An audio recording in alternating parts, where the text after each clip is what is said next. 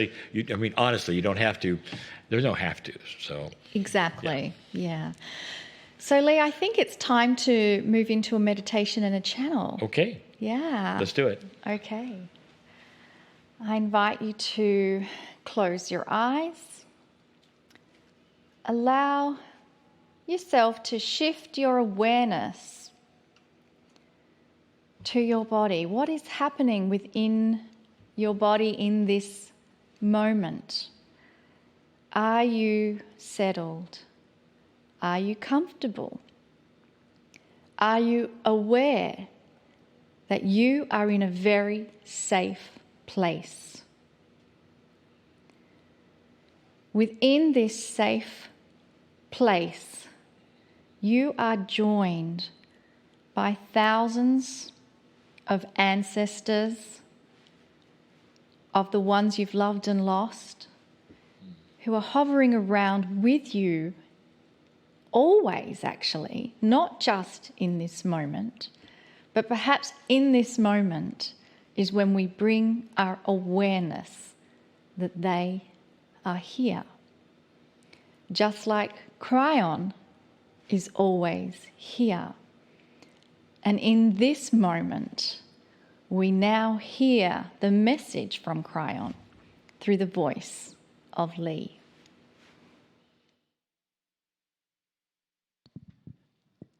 Greetings, dear ones. I am Kryon of Magnetic Service.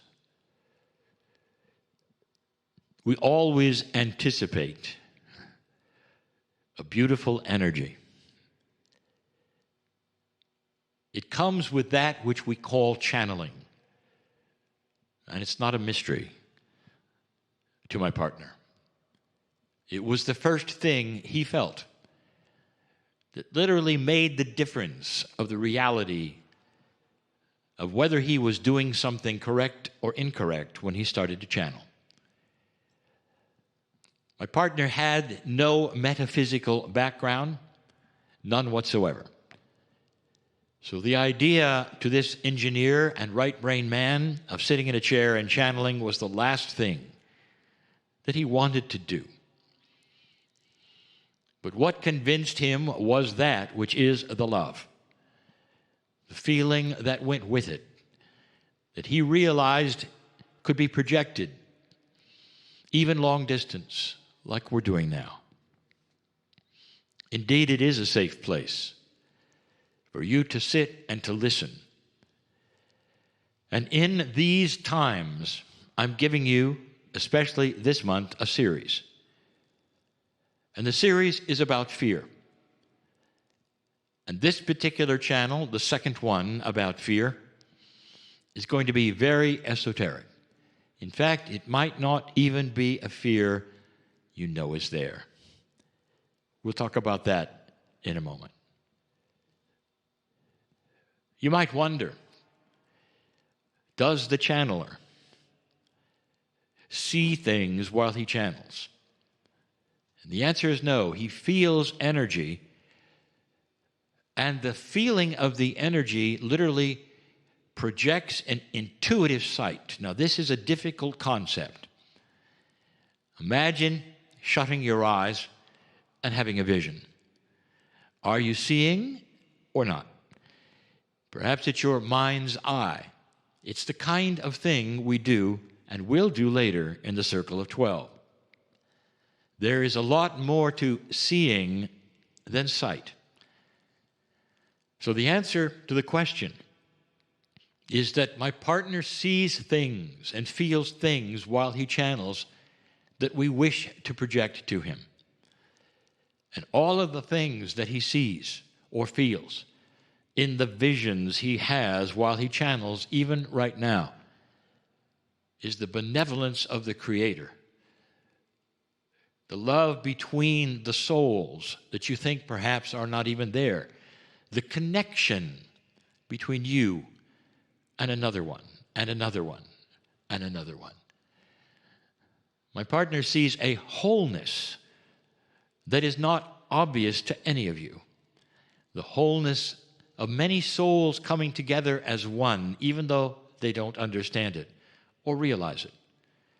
The circle of 12 starts to become more like a family. But what he sees right now is the fact that most of you, listening right now and watching in this program right now are old souls. The channeling portion of the circle of 12 is distributed later for free. As I've told my partner many times, the channelings should all be for free and available to the world. This is no exception. And so there will be those later who will listen to this that may or may not have the attributes of those who are listening live at the moment.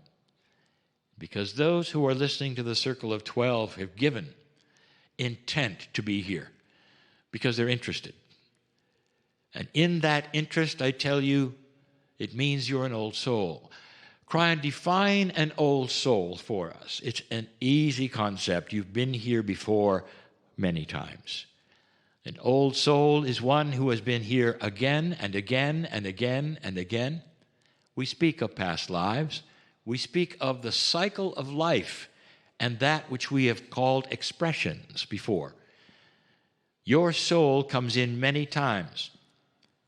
It acts out, you might say, various parts on the earth, so it collects wisdom, many roles, many races. You experience great things. You experience perhaps challenging things. But in the end, as you watch me today, old soul, you have inside you a collection of wisdom based on who you've been, where you've been, and how long you've been here. You may not feel that all of that wisdom collectively lays upon you, but it does. Part of the 2012 energy is that which is discovery. Discovering more of who you are. I've said it before, you open a door and you find that which you always were that you didn't know. You open a door and find that you are much larger than you thought, in a very good way, that there is a spiritual attribute, not a religious attribute, a spiritual attribute in every cell, that you're part of creation. You're part of all that is on the earth. There is no separation between you and the rocks, the trees, the flowers, the insects, and the animals. That you are part of a family of life, much more magnificent. That there are tools for you, should you awaken to this truth. And the tools are longer life, healing your body, safety,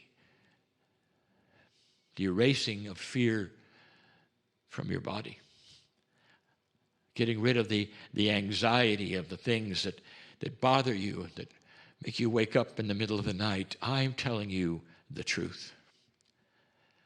The fear that I'm going to tell you about, obscure it is, exceptionally real it is. It's the fear of enlightenment. I have spoken of this many times. If you have not heard it before, let me give you the scenario. Old soul, you have been here so many times. And because you're an old soul, you have graduated, perhaps many, many eons ago, into wisdom. You have started to ask the questions that are only being asked right now by many. You awakened to a grander truth, perhaps lifetimes ago. The grander truth, is there more than I've been told about my spirituality or about the creative source, which you call God? Is there more than I've been told? Am I part of it? Can I participate in it in beautiful ways? And as soon as you opened your mouth and asked that question to anybody but yourself in a very old energy, lifetimes ago, you were persecuted for it. Some of the things that you do every single day in your meditations and your expectations would have had you burned at the stake many lifetimes ago. What I'm going to tell you next is that some of you suffered because you awakened to a grander truth. Many of you suffered, both genders, if you decided to even question that which you were told. Might not be the truth, maybe there was more to it. You know what I'm talking about. Things did not go well for you. These are the attributes, the imprints, the programs that you carry. For some, you may be a magnificent old soul, one who has participated all the way back to Lemuria, and yet you'd never watch a program like this. You're what I call a closet light worker, and you're not going to come out because there's something in you that sounds an alarm every single time the choice is there. Is there more than I was taught?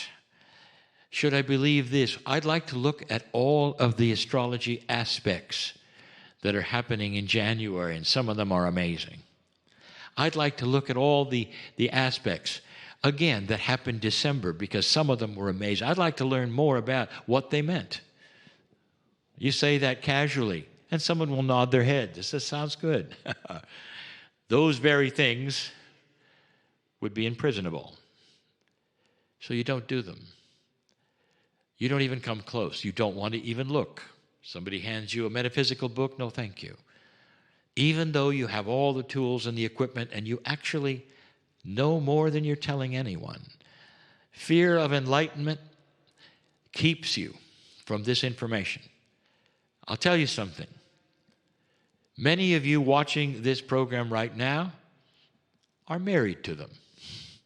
Those who would not want to participate in this program, wonderful human beings, that's why you married them. And you could see in them the beauty of God. But they won't participate in anything you're interested in. That is a closet light worker. Fear of enlightenment keeps even those who are aware of the old soulness, it keeps you away from completing even the circle of 12. You go to the mist, and you don't want to go further. And there are many. Or you go to the mist, and you say, okay, I'll go, and you fall asleep.